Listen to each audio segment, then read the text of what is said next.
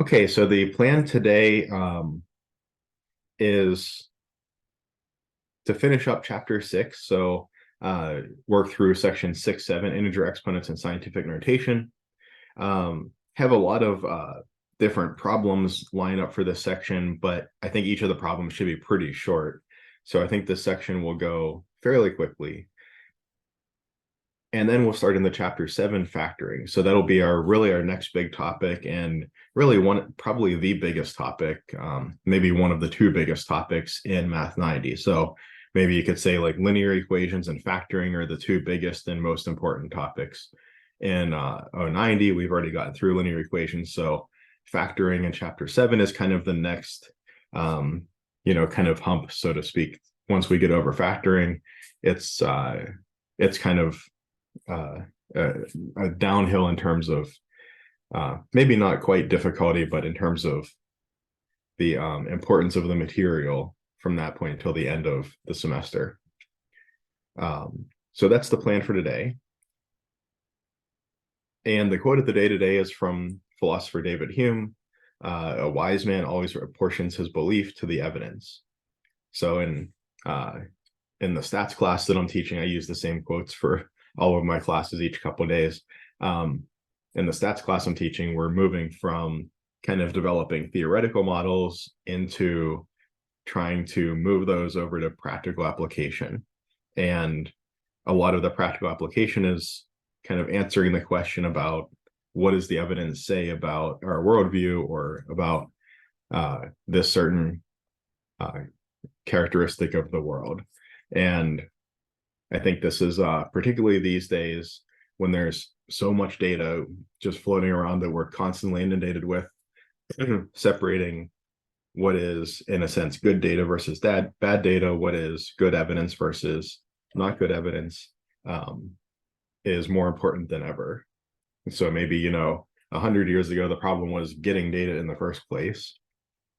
And maybe, 20, 30 years ago, I feel like when I was a teenager and was growing up, we had kind of that we were walking a really nice line at that point where there was enough data out there that you could easily get answers to questions, but not so much that you had to comb through. And I think the challenge today is not so much getting the data, but combing through it and deciding where the evidence actually lies.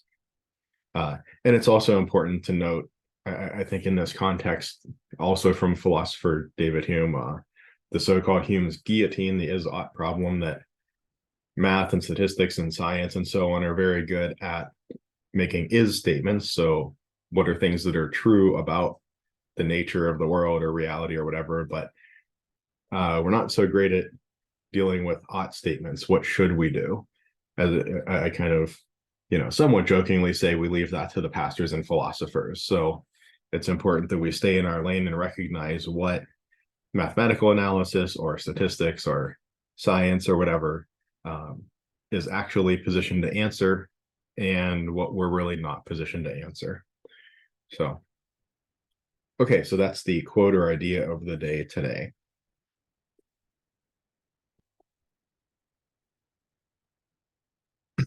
So moving down to 6, 7, wrapping up chapter 6. And I noted here for this section, we'll just assume that all of the variables are non-zero. So we don't have to explicitly make that assumption in every example we do.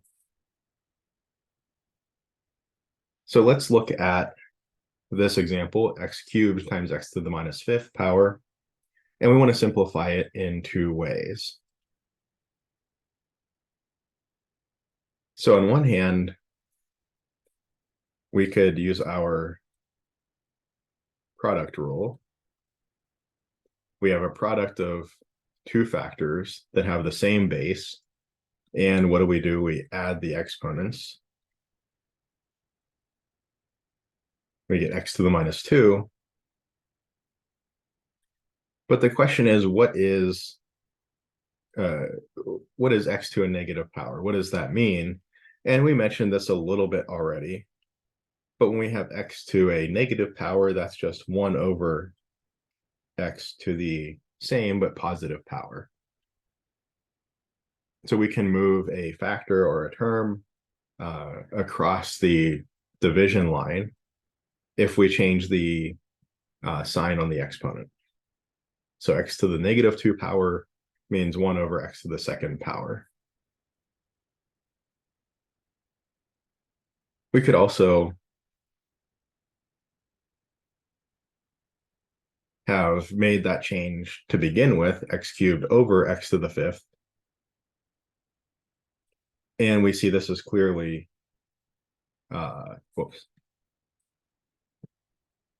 this is clearly both x to the 3 minus 5 by the quotient rule, and it's also 1 over x squared, just by canceling 3 of the factors of x in the numerator with 3 of the factors of x in the denominator, leaving us with 2 factors of x in the denominator. So we kind of did this a couple of different ways here, using product or quotient rule, and then just dividing out the exponent, the factors of x.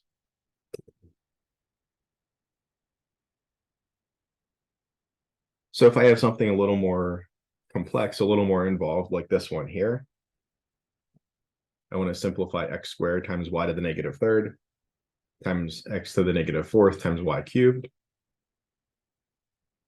Well, the first thing I realize is that multiplication is commutative and associative, so I can reorder things any way that I would like. And I could really just make this one big fraction. So from my first factor, I have x squared, and I might as well make this a y cubed in the denominator. And then times x to the minus 4, that's an x to the fourth in the denominator. And times y cubed, which would be a y cubed in the numerator. I see my y cubes divide out, and I get x squared over x to the fourth. I could think of that as x to the 2 minus 4, or I could think of just dividing off 2 factors of x from the numerator denominator, getting a 1 over x squared. So often when we say write in simplest form, often we mean write with positive exponents, even if that means you have some stuff left over in the denominator. So this would be the same as x to the negative 2 power, but for simplest form, we would usually write it as 1 over x squared.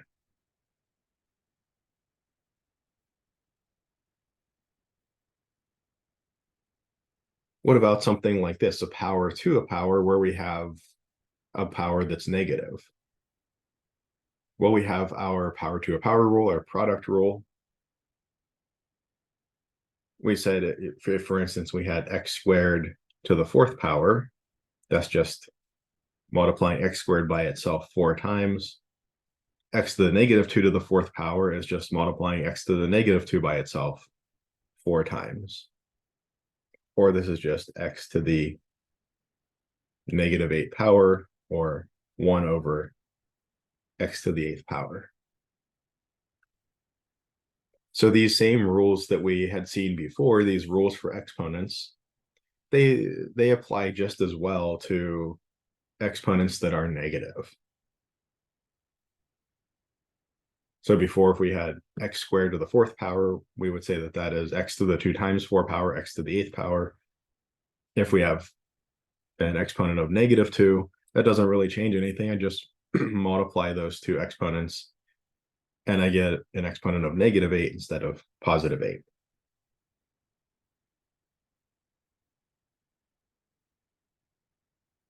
So let's jump over here and do a couple of practice problems.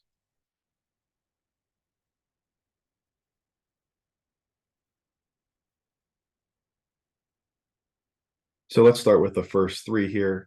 Work through these 3. They should only take a couple of minutes. If you want to work ahead, you can take a look at the next one and try to figure out how to do that one. But for right now, go through the first 3, take about, maybe about 2 minutes to go through these, and then we'll come back and work through the answers.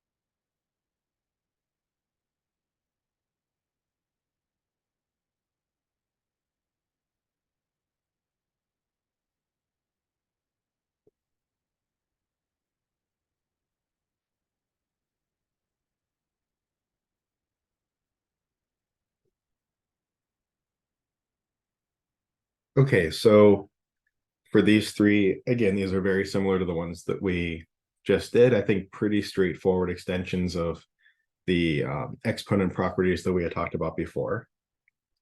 So simplifying y to the -7th times y to the 4th, we could either think of this as y to the 4th over y to the 7th and cancel, or we could use something like our product property where we have the same base, so we add the exponents, get y to the -3, and that ends up being 1 over y cubed. For the next problem, again, a little bit more complex, a little bit more going on, but the same basic properties still apply.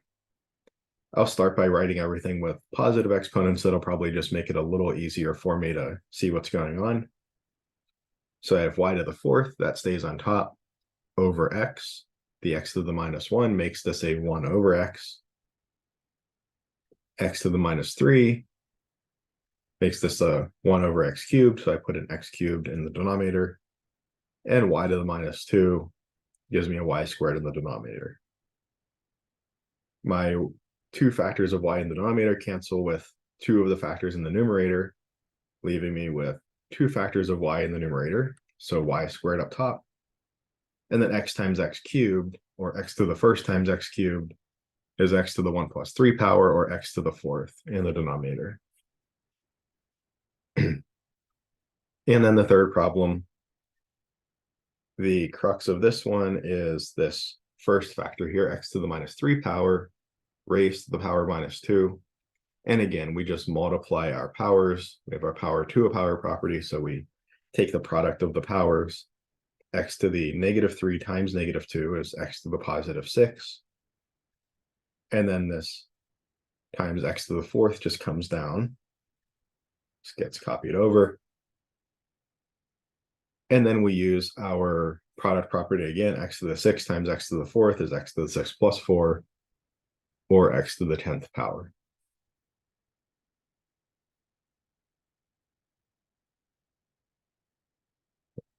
Any questions so far?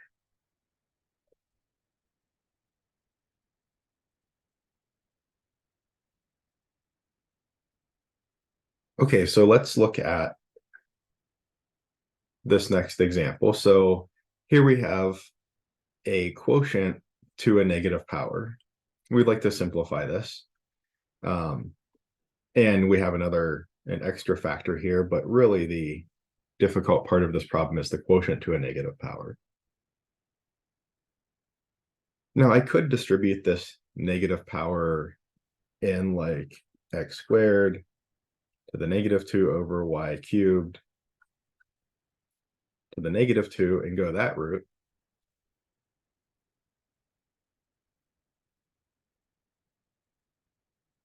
What would that give me? I have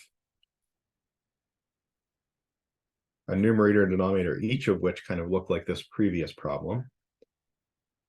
I have a power to a power in the numerator and the same in the denominator.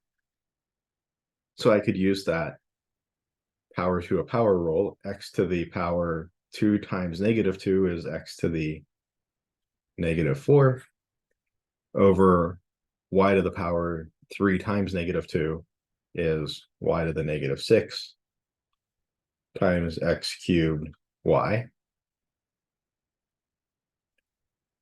And now if I just make all my powers positive, I think that's usually a good step. It just, I think, makes the calculations a bit easier. So I have y to the 6th over x to the 4th. This negative power pops my y to the -6 up top as a y to the +6. And then similarly with my x to the -4, that negative power pops my x to the 4th in the denominator. And then I have times x cubed times y.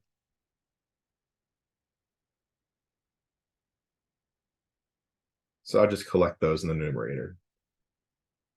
Remember, we have a fraction property. A over b times c is just a times c over b. So important property for fractions.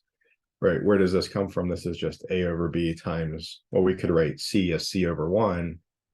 And when we're multiplying fractions, we multiply the numerators, we multiply the denominators. That gives us our new numerator and denominator.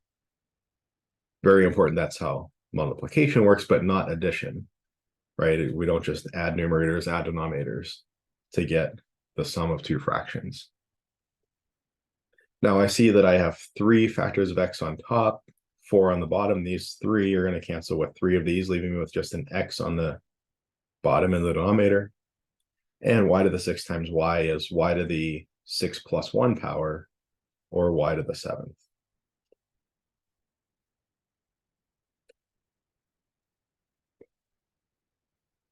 Something else that I could have done right away that might have helped, that might have saved a step here or there, or might have made some of the details of the calculations a little easier and a little less error prone.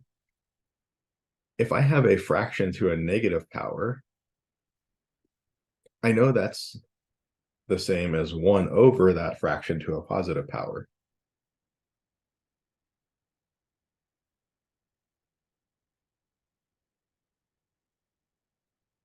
But if I have 1 over a fraction to a positive power, I can think through, I could distribute my power, this exponent in, and this is just 1 over a fraction.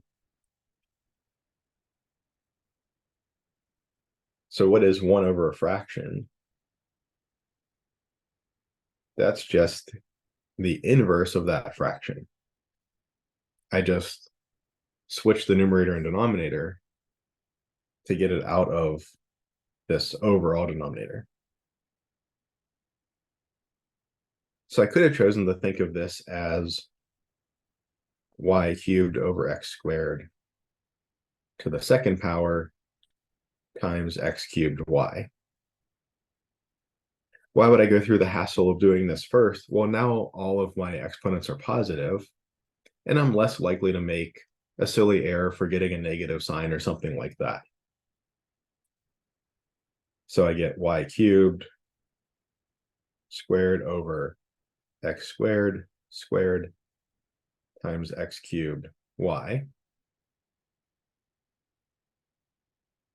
That would be y to the 3 times 2 or 6th power over x to the power 2 times 2 or 4.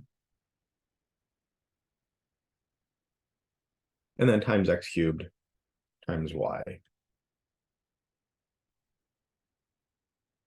And here again, my 3 factors of x divide out, and my y to the 6 times y gives me a y to the 7th. So same answer. I think I maybe eliminated one step by doing this, but the big thing is that by getting rid of negatives, especially negative exponents, I think I'm just a little less likely to make an error with dropping a negative sign or something like that. So this is my preference. I like to get rid of the negative exponents first, but there's nothing inherently wrong with doing it the other way. So if you like a more kind of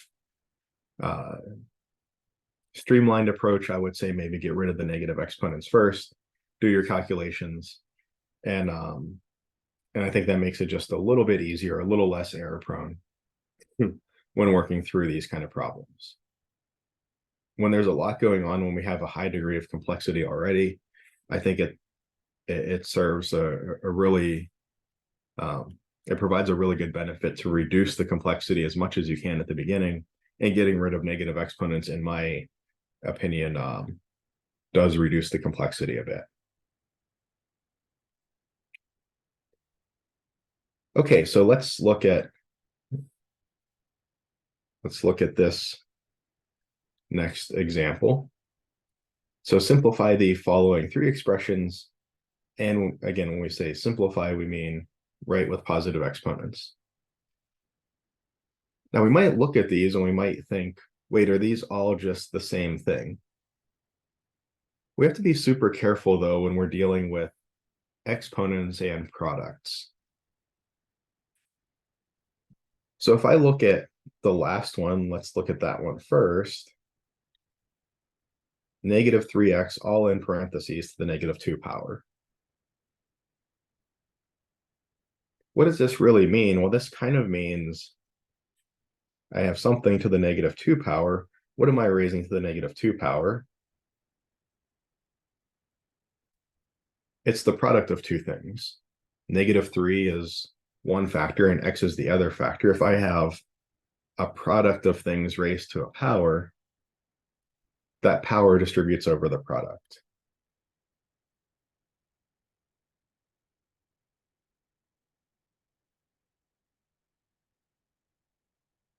Or this is 1 over -3 squared times x squared. Those negative exponents pop these both in the denominator. -3 squared, -3 times -3 is +9. So I have 1 over 9x squared. Right. I could have thought of this a slightly different way. So for a lot of these kinds of negative exponents problems, there's a couple of different ways to think about them. I could have also thought of this as saying I have a whole thing to a negative power.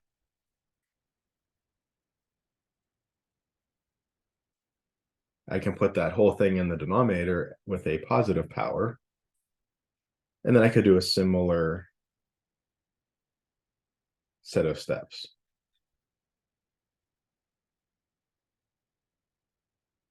I see that -3x is the product of -3, a constant, with x.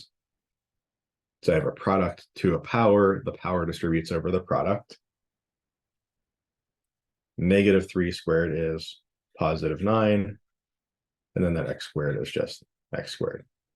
Get the same answer either way, just a slightly different approach. Whether I get rid of the negative exponent at the beginning or whether I distribute the negative exponent and then get rid of them in the middle here, I get the same answer either way, just kind of a matter of preference. So what about something like -3x to the -2 power with no parentheses? Well, how would I think about this? Remember, I do parentheses first. I don't see any parentheses. Exponents next, and then multiplication, division, then addition, subtraction. So exponents get priority over multiplication. So this is really like -3 multiplied by x to the -2. I'm going to do the exponent first. The exponent is tied directly to its nearest base component, which is x. So this is like -3 times x to the -2, or it's like -3 over x squared.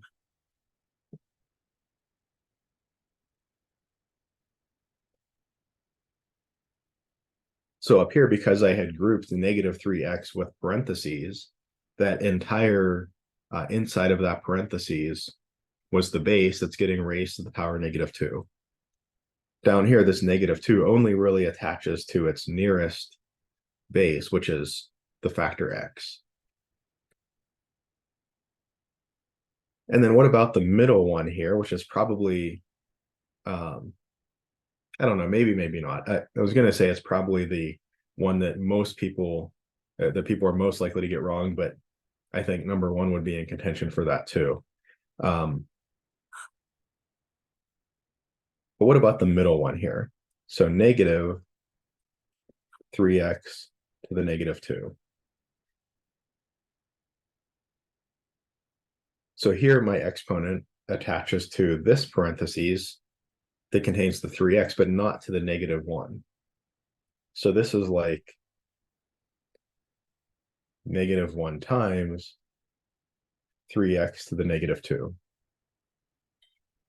Or this is -1 over 3x to the +2. -1 over, well, 3x is 3 times x. I have a product to a power. The power distributes over the product. So this is 3 squared x squared. This is -1 over 9x squared. So in my rightmost expression, the first one that I did, the negative got squared off, and we ended up with a positive 1 over 9x squared. In the middle one, the negative is outside of the parentheses, so it does not get squared off. It sticks around. But the 3 still does get squared, as does the x. And in the leftmost example, the one that I did second here, the negative 1 and the 3 don't get squared. It's just the x that gets squared. Okay. So we see 3 different answers for these 3 different expressions.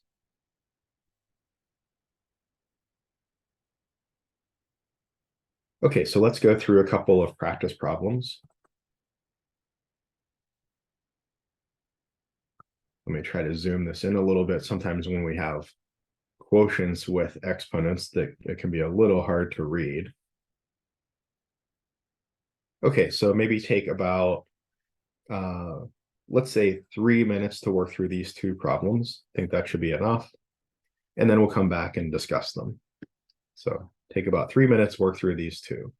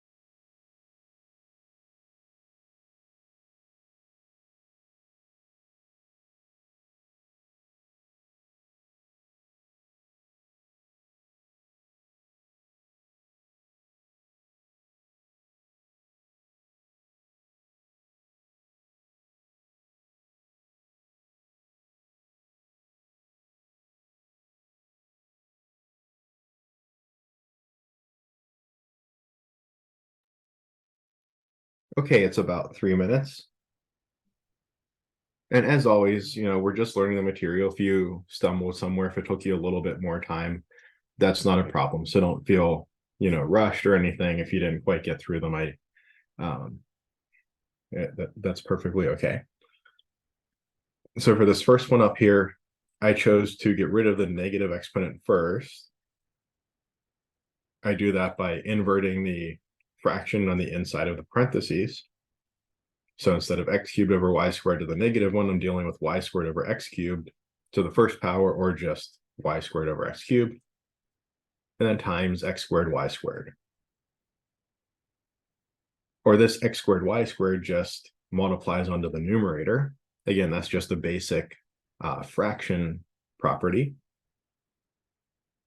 And I see that I have 2 factors of x in the numerator, which cancel with 2 factors of x in the denominator, leaving me with 1 factor of x in the denominator. And then for my y's, y squared times y squared is y to the power 2 plus 2, or y to the 4th.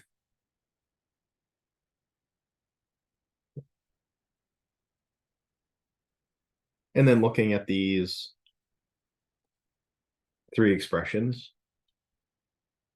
the first one, negative parentheses 2x and parentheses to the negative 3. Again, I think of this as negative 1 times 2x in parentheses to the negative 3. So the 2x is being raised to the negative 3 power. Or I could think of that as negative 1 over parentheses 2x cubed. And then I can distribute my exponent. So negative 1 over 2 cubed times x cubed. And 2 cubed is 8. 2 times 2 is 4. Times 2 again is 8. So that's negative 1 over 8x cubed. For the middle one, negative 2x to the minus 3 with no parentheses anywhere. I think of this as negative 2 times x to the negative 3, or just negative 2 over x cubed. And that's all there is to this one. And then lastly, negative 2x all in parentheses to the power negative 3.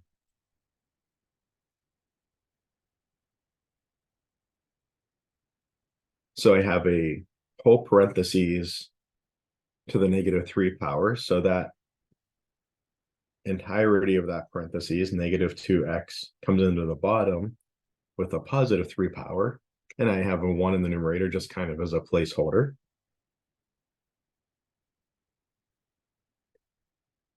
And now in this denominator, I think of negative 2x all to the third power as being like a negative 2 times x.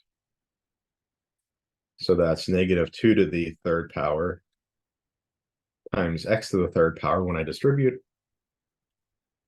And negative 2 cubed is going to be negative 8.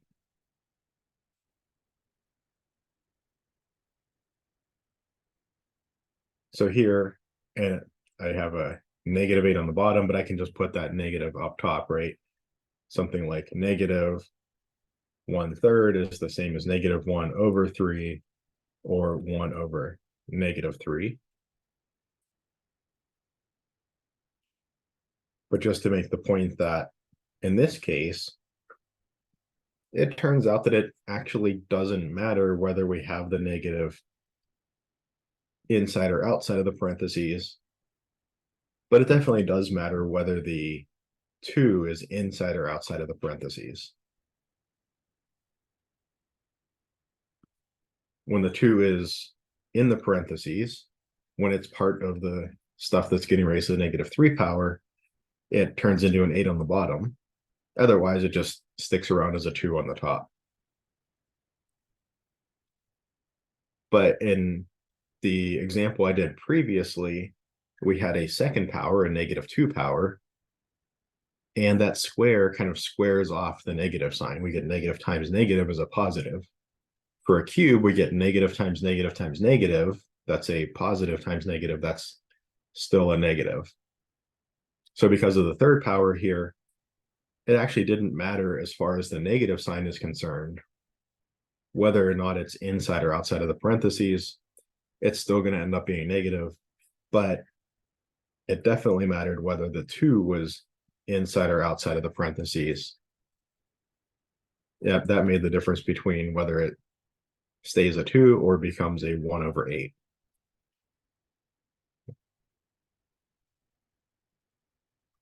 So again, just being very careful with these details, with these things that, most of the time,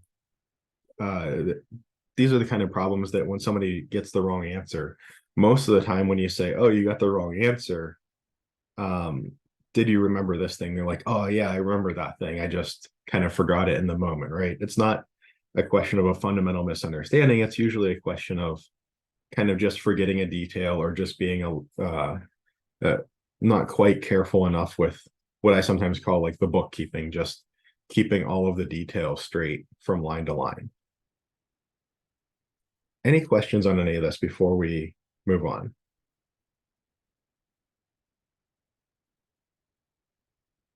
So I know that as we're building things up, um, there are more and more of those details to keep track of, and that's one of the challenging things. So if you find yourself forgetting certain details over and over, or forgetting certain properties or some fraction, properties like say this one or that one, you can always just keep a little note card, when you're doing your homework or attending lecture, keep a note card and keep notes of these things that you forget often. I wouldn't write like every property down because that's just way too much.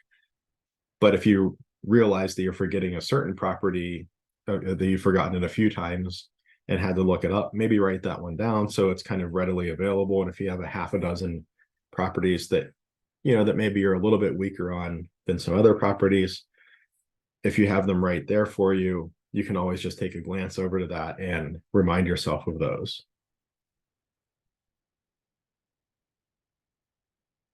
Okay, but moving on to the next topic, still in 6.7, but scientific notation. So one thing that we might notice is that take a number, just a regular old number like 351. There are actually quite a few ways that we could write this number. We could write it as, say, 35.1 times 10, or as, say, 3.51 times 100, or in other words, 3.51 times 10 squared, or 0.351 times 10 cubed, or 3,510 times 10 to the minus 1 power. In other words, 3,510 divided by 10. So we could multiply or divide by a factor of 10 if we just move the decimal point, right? If we move the decimal point one place to the left, that kind of divides our 351 by a factor of 10. So to compensate, we have to multiply by a factor of 10 to kind of take that into account. If we move our decimal point two places to the left, my arrow went a little far there, I have effectively divided 351 by 100. I need to multiply by 100, or 10 squared, to compensate. If I think of 351 as being 351.0, if I were to move my decimal point one place to the right to get 3,510, I've effectively multiplied by 10. I need to divide by 10 or multiply by 10 to the negative 1 power to compensate for that. So I can move my decimal point in the number under consideration, left or right, as long as I multiply by 10 to some power, positive or negative, as needed to compensate for that. So this definition is a little hard to understand, but I think after we see a few examples, it'll make more sense. But the definition of scientific notation is we say a number is written in scientific notation when the number is written as a times 10 to the power k, where k is an integer, positive or negative whole number, and where a in absolute value is between 1 and 10. In other words, what we mean here is that we have a single number point a bunch of numbers. So this should be a single digit. So like 3.7 times 10 squared, or like 7.5 times 10 to the negative 3, or like 1.289 times 10 to the negative 1, or 3.074 times 10 to the fourth. So what's common in all of these is that we have a single number to the left of the decimal point.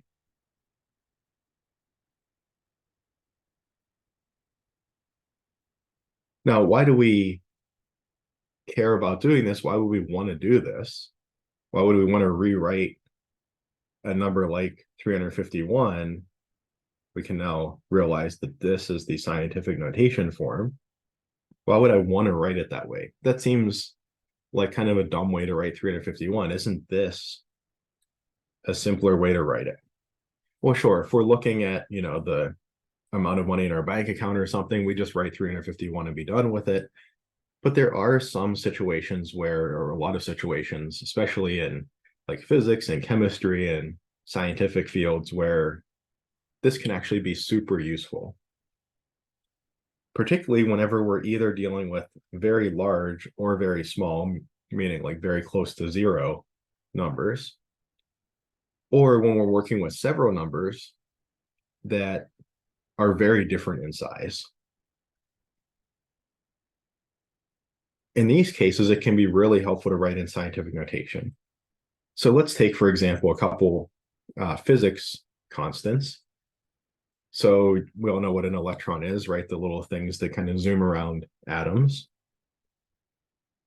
Well, these electrons have mass, they have weight essentially. And the rest mass of an electron, we can say, is approximately 9.1 times 10 to the minus 31 kilograms. It's a very small mass. It doesn't weigh very much in a sense.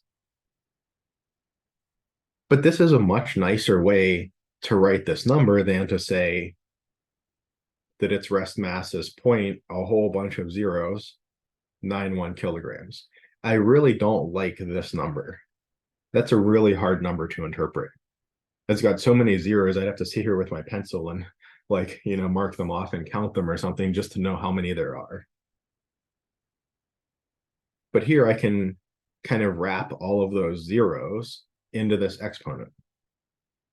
I know it's about 10 to the minus 31 kilograms. If I'm comparing it to a proton or something that's maybe 10 to the minus 28 kilograms, something like that, I don't know. I say, okay, like the proton is about 10 to the third as big as the electron, or as massive as the electron. It's maybe 1,000 times as massive. It's much easier for me to make that comparison than to say the electron is like this number and whatever, the proton is like that number, right? It's like comparing these two numbers is very, very difficult. But comparing two numbers like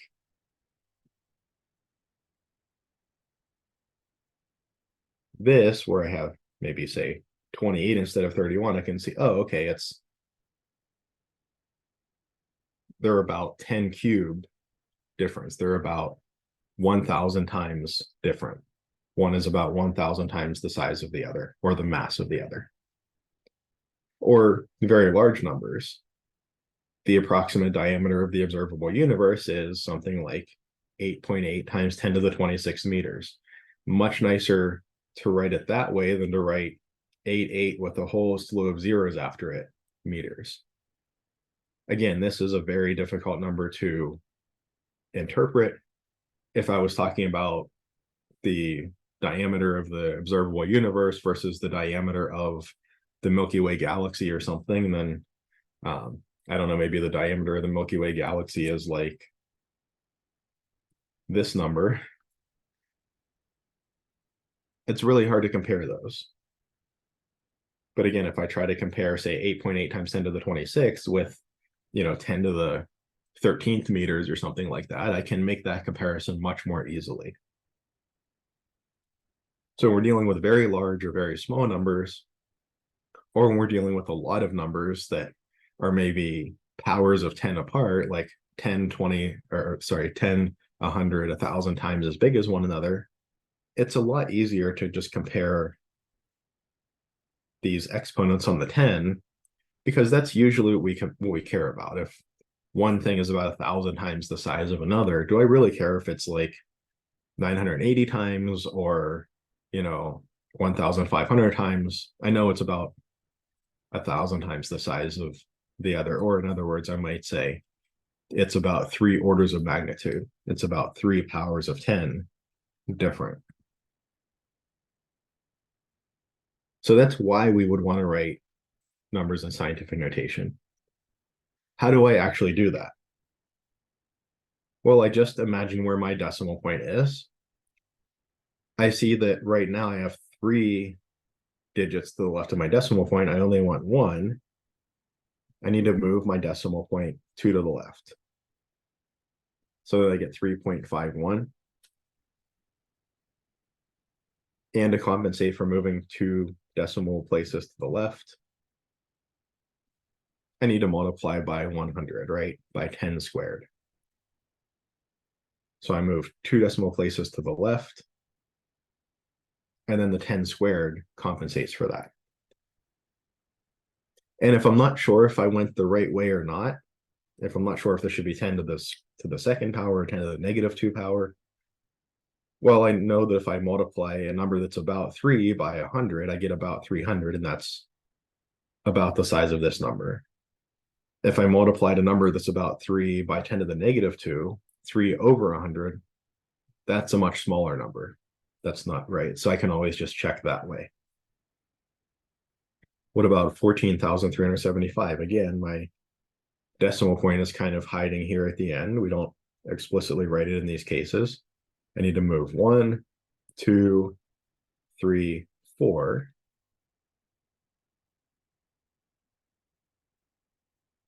I moved 4 places to the left with my decimal point.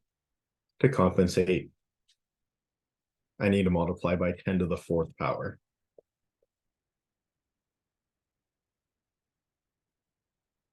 0.007, this doesn't have any non-zero digits to the left of it. I want 1 non-zero digit to the left. So I've got to move over 1, 2, 3. So this would be 7, or a lot of times we'll write it as 7.0.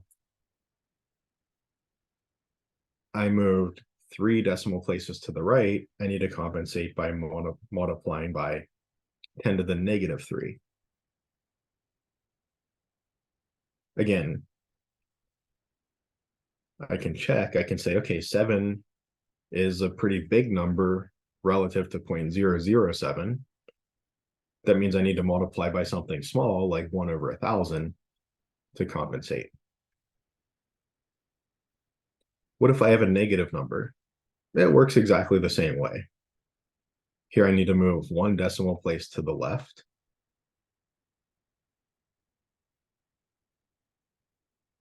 And then I need to multiply by 10 to the first to compensate for that. Or a negative number between 0 and 1. 1, 2, 3, move 4 decimal places to the right, giving me 3.4. The negative sign just comes along for the ride. And I moved 1, 2, 3, 4 decimal places to the right. I need to multiply by 10 to the minus 4 to compensate. So again, once you do these a few times, the procedure, I think, makes a lot more sense than this definition up here. But we want to move the decimal point to get 1 digit to the left of it, and then multiply by a power of 10 to compensate for that.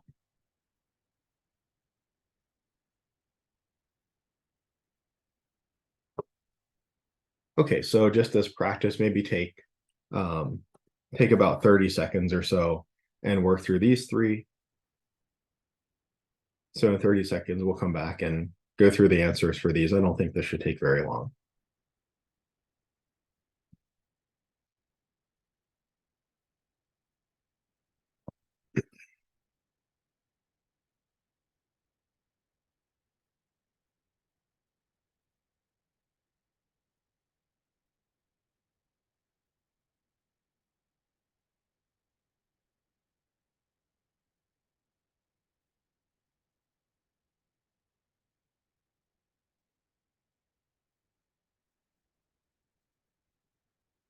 Okay, so 100, we move our decimal point 2 to the left, giving me 1 or 1.0. I could write it either way, but 1 times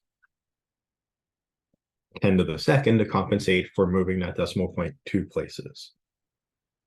Negative 0.152, I just need to move to the right 1 place.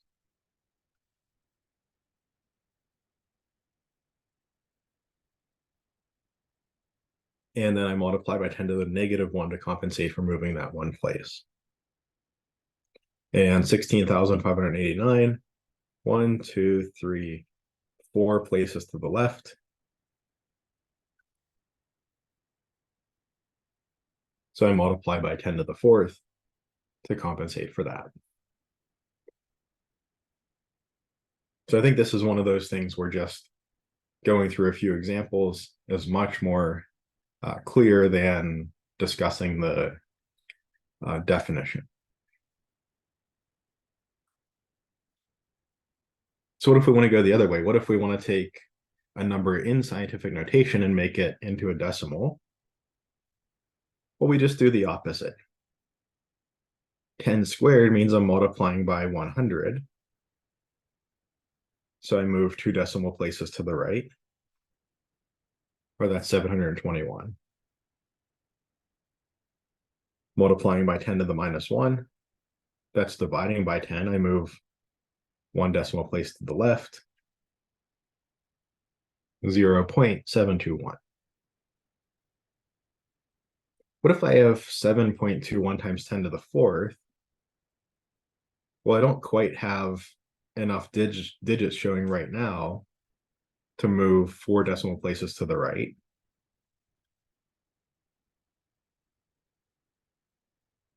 So I want to move 4 decimal places to the right, but I only have 2 digits to the right of my decimal point. Well, remember, I can always add zeros to the right-hand side of a number on the right side of the decimal point, or to the left-hand side of a number on the left-hand side of the decimal point. So I can just append a couple of zeros at the end here. And then 1, 2, 3, 4. So that's 72,100. And similarly, if I have 3.09 times 10 to the minus 3, I want to move 3 decimal places to the left, but I've only got 1 showing right now.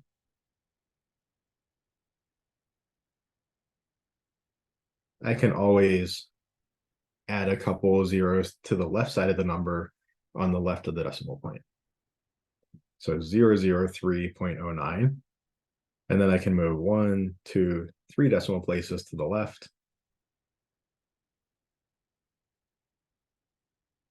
And when I start a number with the decimal point, I usually put another 0 in front of that decimal point just so that sometimes it can be hard to see that there's a decimal point there, but it just makes it a little clearer that way. So these 2 zeros are those 2 zeros, and this is an extra one that I just kind of appended to the beginning just to make it easier to see that there's a decimal point there. And we can, of course, do calculations with numbers in scientific notation. We can say have a product of 2 numbers in scientific notation. Well, if I have a number like 3.09 times 10 to the minus 3, I can think of this as a scientific notation. I can also just think of it as a regular old product of 2 numbers. So if I have like 6 times 10 to the second power, all multiplied by 1.5 times 10 to the negative 3 power, that's really just 6 times 10 squared times 1.5 times 10 to the negative 3. I could just think of it that way if I wanted to. But multiplication is commutative and associative. That means I can do 6 times 1.5 times 10 squared times 10 to the minus 3. 6 times 1.5 gives me 9. 10 to the second times 10 to the negative third, that's a product of 2 factors. Same base, I add the exponents. Times 10 to the negative 1. So multiplying numbers in scientific notation is actually pretty easy. I just multiply the kind of A numbers here by one another. And then I just multiply the powers of 10, or in other words, I just add the powers. 2 minus 3 is -1. So this is 9 times 10 to the -1. Or I could have an example like this. 9 times 10 to the -5 over 6 times 10 to the -2. And again, I could think of this as just 9/6 times 10 to the -5 over 10 to the -2. And here, I usually, when I'm simplifying negative exponents, I usually try to make them positive first. But here, because my goal is to get an answer in scientific notation, I'm going to try to keep all of my exponents up top, so to speak. So 9/6 is 1.5. 10 to the -5 over 10 to the -2 is 10 to the power what? -5 minus -2. This is going to be our new power. Or -5 plus 2 is -3. Because my goal is scientific notation here, I want to work in scientific notation and get an answer in scientific notation. I'm going to leave it that way, right? I don't make this 1.5 over 10 cubed or something. I'm going to leave it in this form.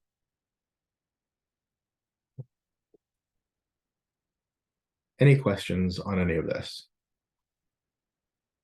So for some of you, this might be kind of a rehashing of stuff that you know from physics or chemistry or science class. For some of you, this might be new, but I think it's a fairly straightforward process.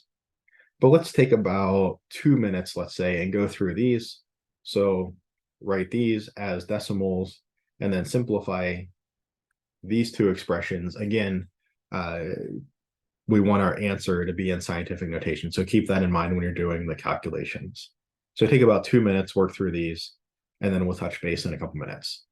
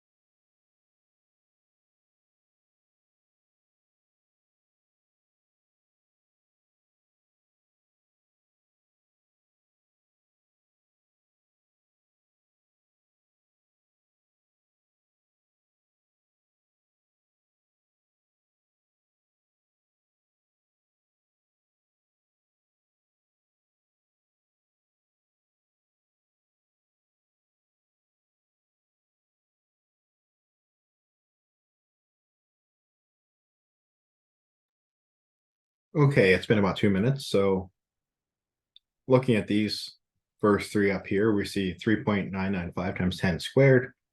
We move the decimal point 2 places to the right, giving us 399.5.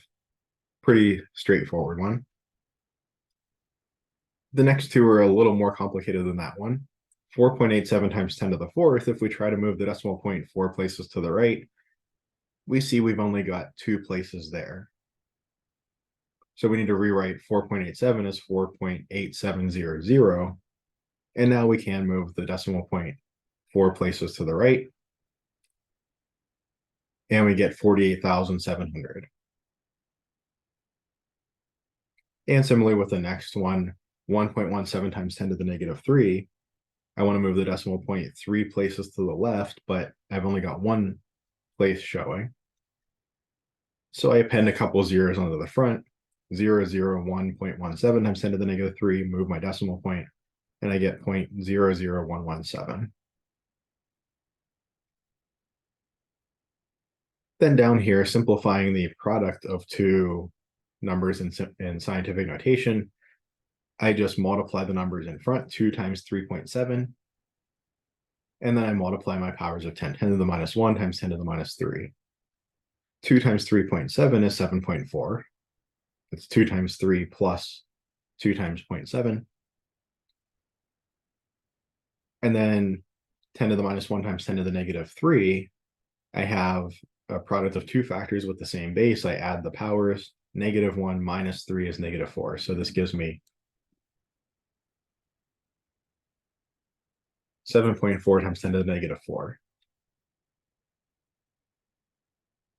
And then for my quotient, I do something similar. I divide my numbers in front.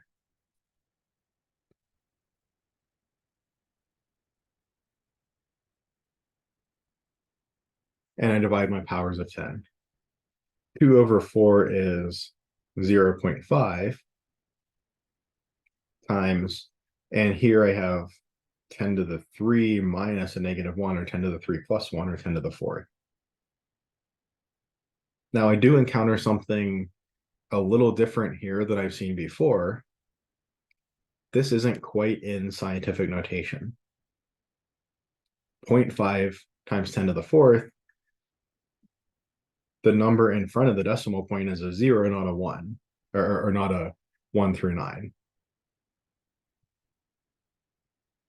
So what do I need to do here? I need to move my decimal point 1 to the right. That means I need to multiply by 10. In other words, I think of this as 0.5 times 10 times 10 cubed. And when I group these this way, I see 0.5 times 10 is 5 times 10 to the third. So I did need to make a little bit of an adjustment here to keep my number in scientific notation. And it could happen that I need to go the other way. What if instead of a 2 here, what if this had been a 3?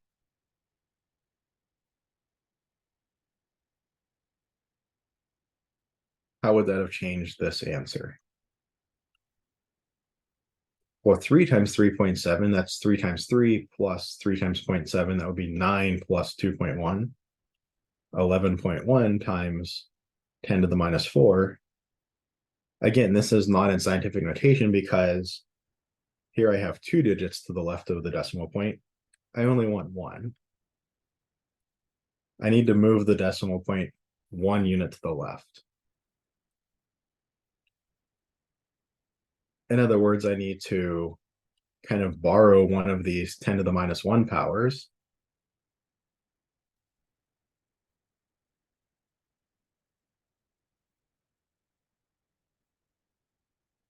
I'm kind of breaking off one of those 10 to the minus 1 powers from that 10 to the minus 4, leaving me with 10 to the minus 3. And 11.1 over 10, that allows me to move my decimal point 1 to the left.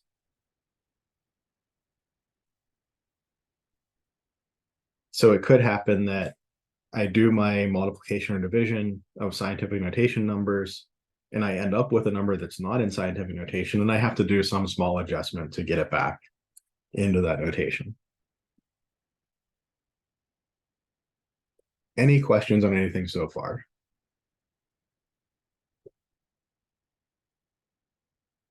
Any questions on anything in chapter 6? Anything to do with basic operations of polynomials?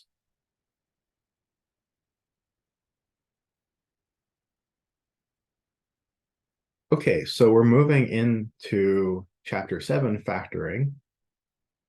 And chapter 7, in a sense, is kind of looking at going in the opposite direction of some of the things we've done in chapter 6. So to really have a good understanding of chapter 7, you really need to have a solid foundation in chapter 6. So particularly knowing how to multiply polynomials by one another is going to be absolutely crucial to this factoring section. So if you weren't feeling super comfortable about when we were talking about the FOIL method or distributing one polynomial into another, definitely go back, review those topics, take the weekend, go back through those sections, make sure you're really firm in multiplying polynomials by polynomials, and you understand that really well. And that's going to give you a really good basis to move into chapter 7 on factoring. So we're going to start with 7.1, greatest common factor and factoring by grouping. We probably won't get to factoring by grouping today, but we should get through greatest common factor and kind of get to the point where we're primed and ready to talk about factoring by grouping next week. So let's find the greatest common factor for each of these lists. So here I have a list of 3 numbers, 117, 39, and 78. I want to find the greatest common factor. So this might be something that you remember from a previous course, or this might be something that that you've forgotten, which is perfectly fine. Finding a greatest common factor feels a little bit like finding a lowest common denominator or least common multiple. The first thing we're going to do is we're going to make a prime factorization.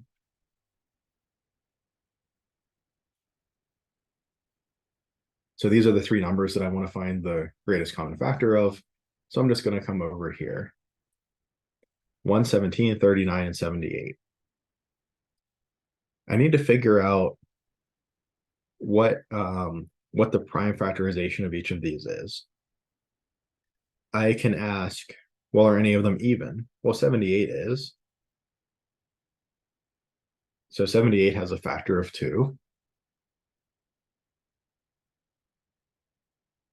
It's going to be what? Well, 2 times 40 would give me 80. So I think this is 2 times 39. So 2 is a prime number. Is 39 a prime number? Well, it's not even, so it doesn't have a factor of 2 in it. Does it have a factor of 3 in it? Is it divisible by 3? Remember, the divisibility test for 3 is if the sum of the digits in the number is divisible by 3, then the number is divisible by 3. In other words, 3 plus 9 is 12, which is divisible by 3. So 39 is divisible by 3. So one factor of 39 is 3. 3 times what gives me 39? Well, 3 times 10 is 30. 3 times 11 is 33. 12, 36. 13, 39. And 13 is prime as well. So 2 times 3 times 13 for 78. 39 we actually just did as part of 78. So 39 is 3 times 13. So I'll keep my factors kind of in the same columns. And 117, well, that's not even, so it doesn't have a factor of 2 in it. But the sum of the digits is 9, which is divisible by 3, so it does have a factor of 3. In fact, it has a factor of 9. That's the test for divisibility by 9, is if the sum of the digits is divisible by 9, but we don't necessarily need to know that when we break out a factor of 3.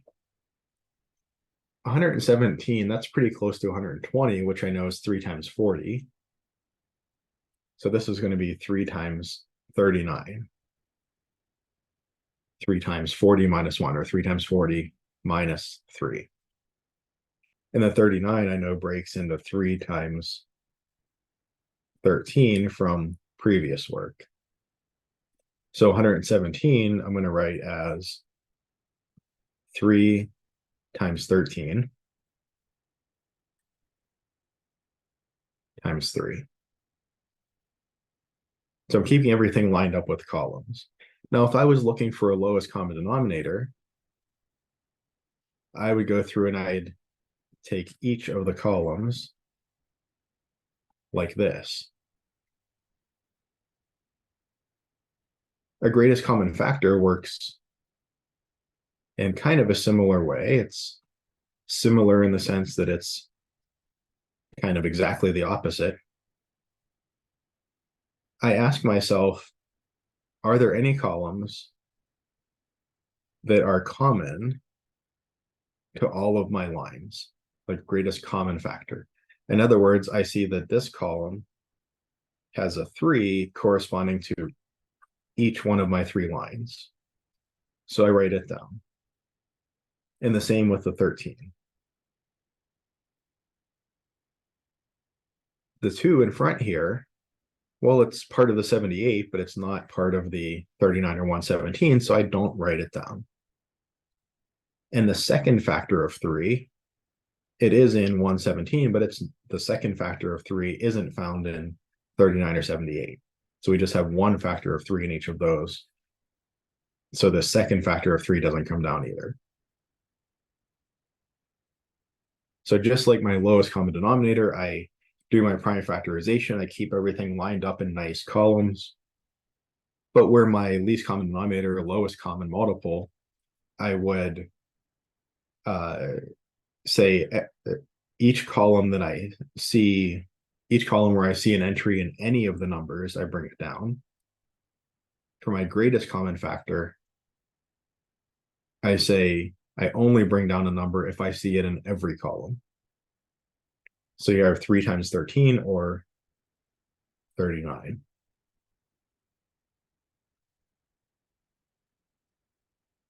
And I see the 39 times 1 is 39, 39 times 2 is 78, and 39 times 3 is 117.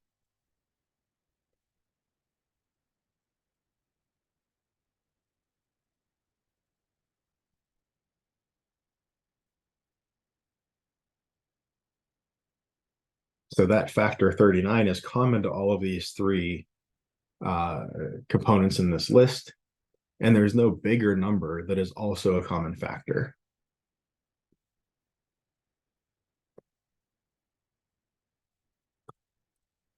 So how does this process generalize to situations where you have powers of x?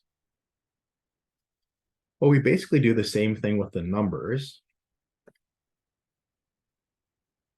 So let me start with the numbers 42, 14, and 84, and just treat them separately.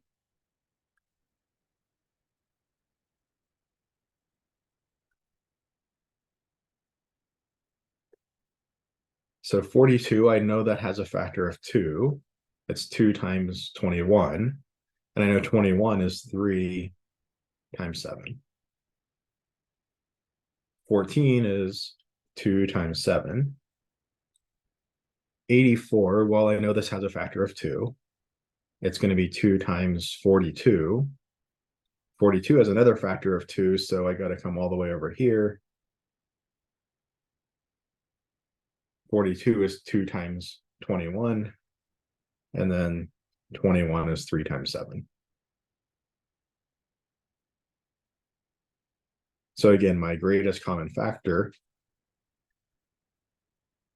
I see everybody has a first 2. The 14 is missing the 3, so I don't bring it down. Everybody has a 7.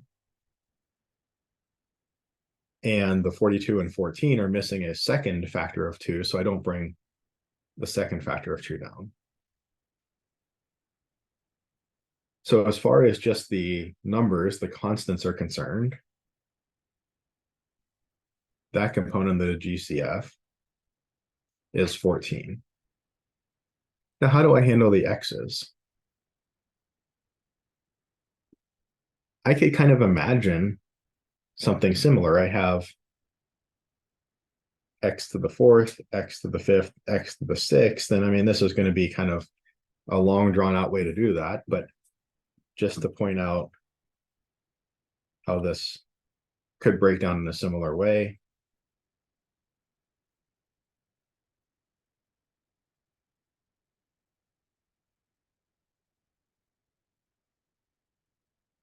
The GCF for the variables, well, I see 1, 2, 3, 4 factors of x that are common to all three lines. I don't see a fifth or a sixth factor of x common to all three lines. So my GCF is x to the fourth, or in other words, it's just the lowest power on my variable. So for my variables, it's actually much easier to find the variable component of the GCF is just the lowest power that is common to all of the terms in the list. I see an x to the fourth, an x to the fifth, and an x to the sixth power. The lowest power I see is x to the fourth. In other words, there are 4 factors of x included in every one of these terms. So 14x to the fourth is my GCF here. And then similarly for 3x squared y cubed and 12xy to the fifth, what's the GCF for the constants? Well, I see I have a factor of 3 in both, so of course it's going to be 3. And then for my x's, I have a power of 2 and a power of 1. So I pick the lowest power, or the first power. And for my y's, I have a power of 3 and a power of 5. I pick the lowest power for the y's, the third power. So each of these two terms has a factor of 3, has a 3 and a 4 times 3. Each of these two terms has a factor of x, 1x from the x squared and this x.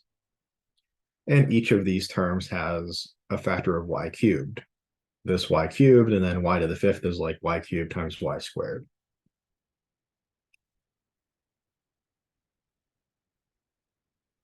Okay, so let's practice that.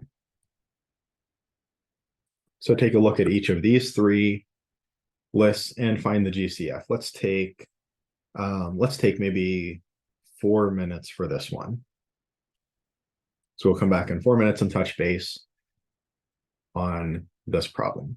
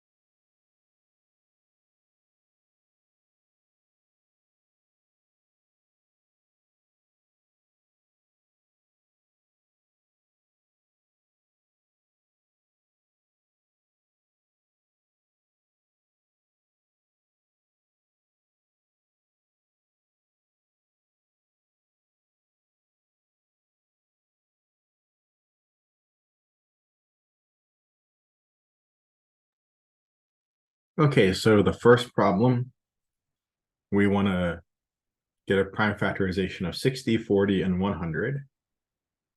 We notice right away that each of these has a factor of 10. We could even just kind of write a factor of 10 here as a shortcut, but I'll break it out as 2 times 5. 60 is 10 times 6, or 2 times 5 times 2 times 3. 40 is 10 times 4, 2 times 5 times 2 times 2.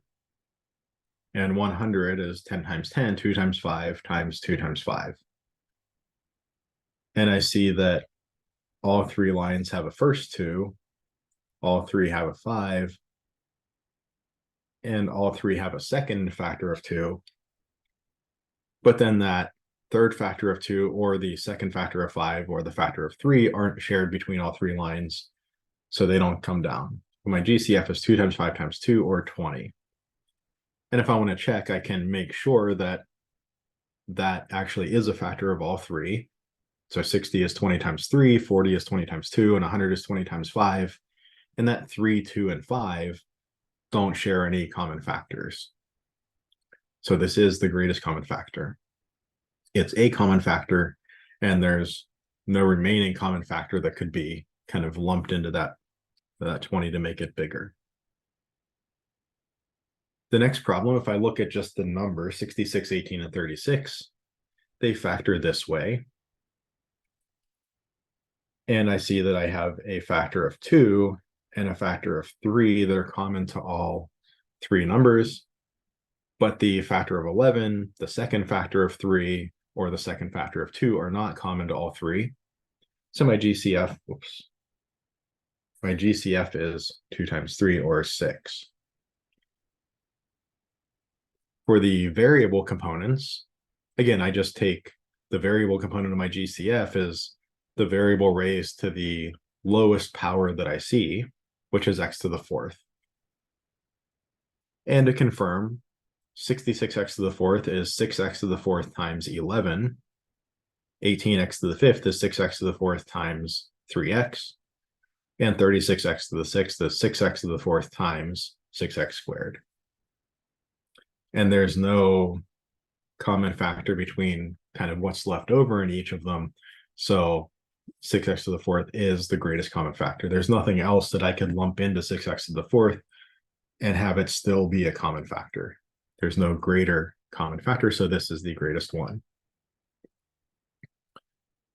And then in this last example, I see that my numerical part of the GCF is 5. 35 is 5 times 7. 25 is 5 times 5. The only common factor there is that first 5. For my x's, I have an x to the 1st and an x cubed. I take the lowest power, x to the 1st. And for my y's, again, lowest power, y squared. And I can confirm that 35xy to the 4th is 5xy squared times 7. I don't need any more x's to make an xy to the 4th, but I need 2 factors of y. 25x cubed y squared is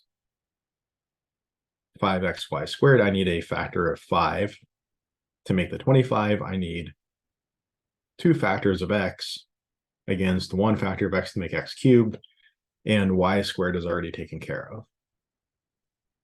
There's no other common factor between 5x squared and 7y squared, so this is a common factor, and it's the greatest common factor.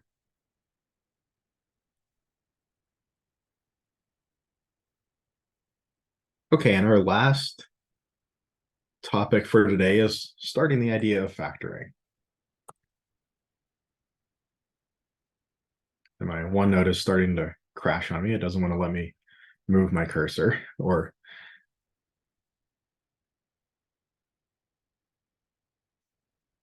trying to give myself a little extra room here, but give me 1 second to restart OneNote.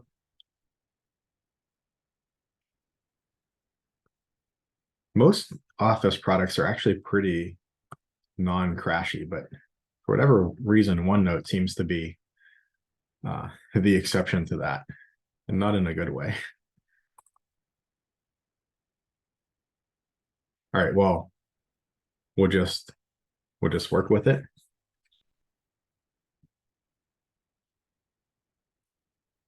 I always do restart OneNote before my lectures just to try to get it working well, but oh, there we go. Okay. So here we're looking at factoring. What's the idea of factoring?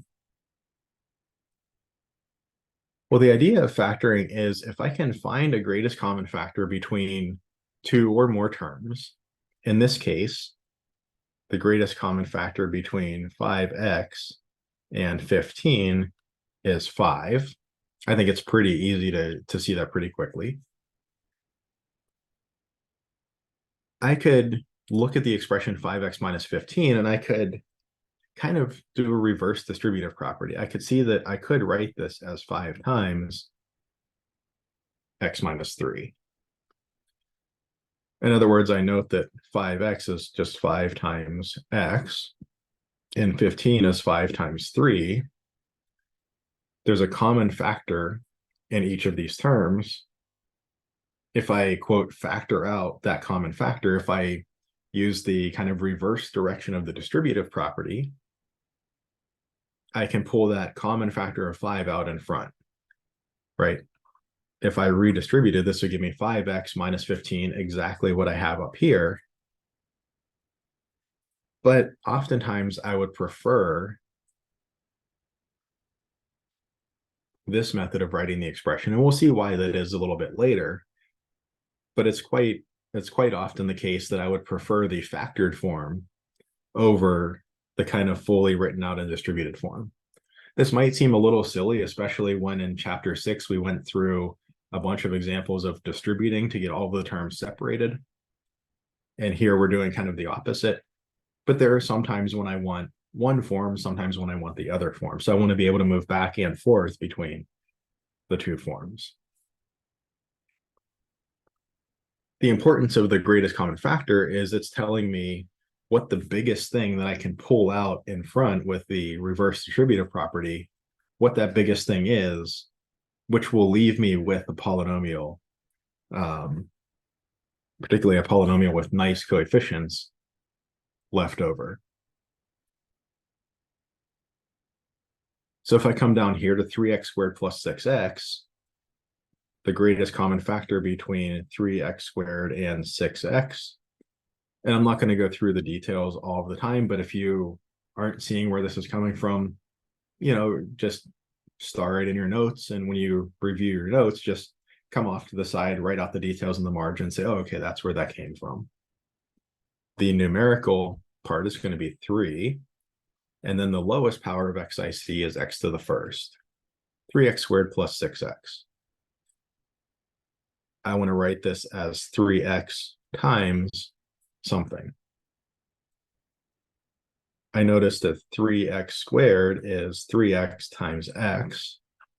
And I noticed that 6x is 3x times 2. So I'm left with x plus 2, so that when I multiply through, 3x times x is 3x squared, 3x times 2 is 6x. And then maybe a third example that we'll do, we'll skip the 117 one for now. The third example we'll do is 3x minus 1.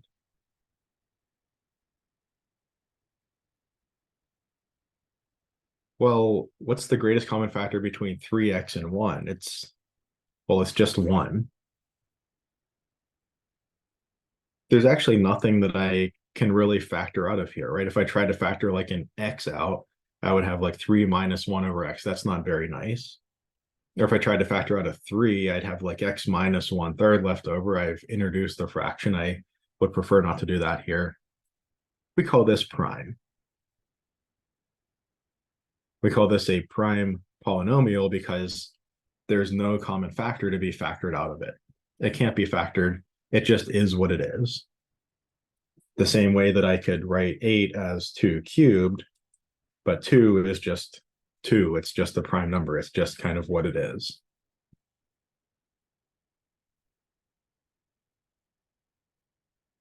So let's jump over here to to the worksheet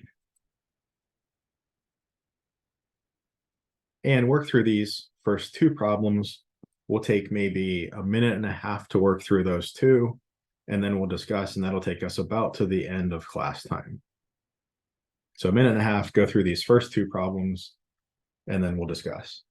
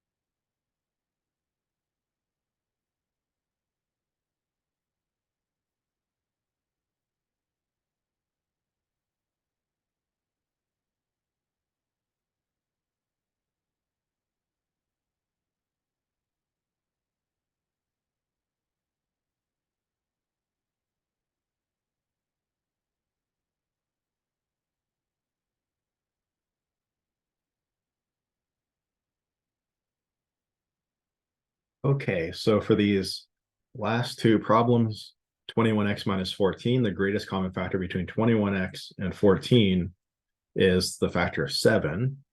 21x is 7 times 3x, 14 is 7 times 2.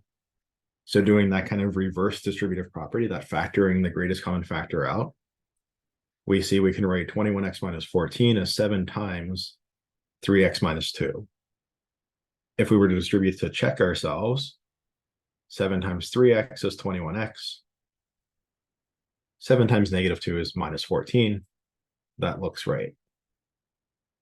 For 5x minus 12, the greatest common factor between the two terms, 5x and 12, there's no common factor there other than 1. 12 is 2 times 2 times 3. 5x is just 5 times x. No common factors. The greatest common factor is 1. We would say this is prime. This can't be, there's nothing that can be factored out of this polynomial, at least not in any kind of nice way. Okay, that finishes us up for our discussion today.